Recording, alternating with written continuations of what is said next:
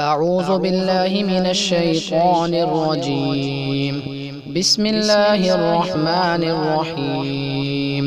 يسبح لله ما في السماوات وما في الأرض الملك القدوس العزيز الحكيم.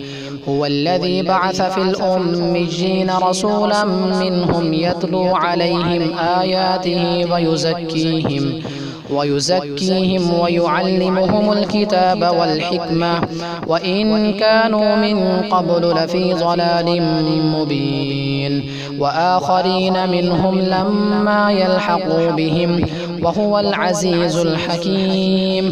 ذلك فضل الله يؤتيه من يشاء والله ذو الفضل العظيم. مثل الذين حملوا التوراة ثم لم يحملوها كمثل الحمار يحمل أسفارا، بئس مثل القوم الذين كذبوا بآيات الله والله لا يهدي القوم الظالمين. قل يا أيها الذين هادوا إن زعمتم أنكم أولياء لله من دون الناس فتمنوا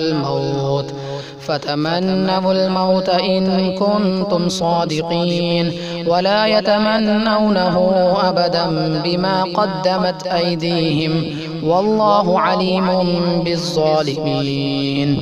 قل إن الموت الذي تفرون منه فإنه ملاقيكم ثم تردون إلى عالم الغيب والشهادة فينبئكم بما كنتم تعملون. يا أيها الذين آمنوا إذا نودي للصلاة من يوم الجمعة فاسعوا إلى ذكر الله وذروا البيع، ذلكم خير لكم إن كنتم تعلمون. فإذا قضيت الصلاة فانتشروا في الأرض وابتغوا من فضل الله واذكروا الله كثيرا لعلكم تفلحون. وإذا رأوا تجارة أو لهوا انفضوا إليها وتركوك قائما. قل ما عند الله خير من اللهو ومن التجارة والله خير الرازقين.